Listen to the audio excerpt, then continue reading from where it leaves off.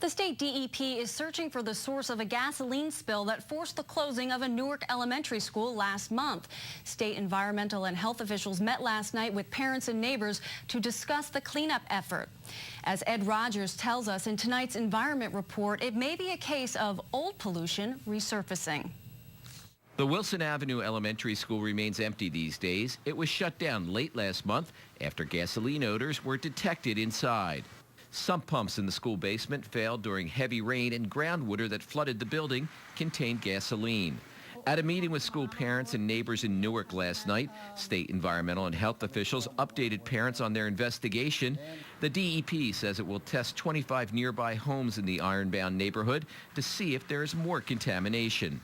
We've already conducted vapor intrusion investigations of all the daycare centers that are nearby. There are, I believe, 2.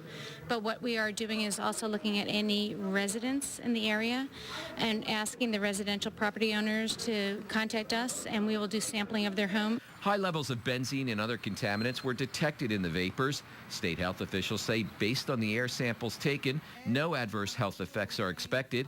But for parents, there was anxiety and fear that their children may have been exposed to higher levels of pollution. Is there a way of finding out if, in fact, the benzene was present for so long? Will, in fact, their lungs be compromised because of it later on? Unfortunately, we just don't know what the levels were before we sampled, and it's frustrating. So far, the exact source of the contamination hasn't been found, but the DEP suspects a leaking underground tank or a gas spill from years ago. Officials believe record-high groundwater levels pushed the fuel to the surface. The Ironbound section is an industrial area with a history of pollution.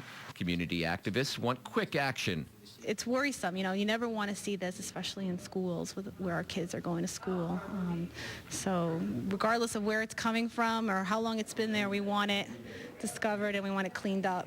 The state is in the process of checking other daycare centers and schools that could be vulnerable to a problem like this. A new state law requires the DEP to check child care facilities near known contaminated sites. One of the things that we're doing going forward is making sure that every single school, residential property, or daycare center has vapor intrusion protections going forward in every area where there's contaminated sites as part of the Site Remediation Reform Acts, so things like this will never happen again. New sump pumps and a ventilation system will be installed at the school to reduce the risk. Local legislators say they are seeking money from the state schools development authority for repairs at the 129-year-old building. There could be some structural issues with the building, which, for example, facilitated the flooding in the first place. That is going to be handled by the SDA. The SDA already has this on their list. The DEP says it'll conduct more air sampling this summer to determine if the school is safe to reopen in the fall. Ed Rogers, NJN News, Newark.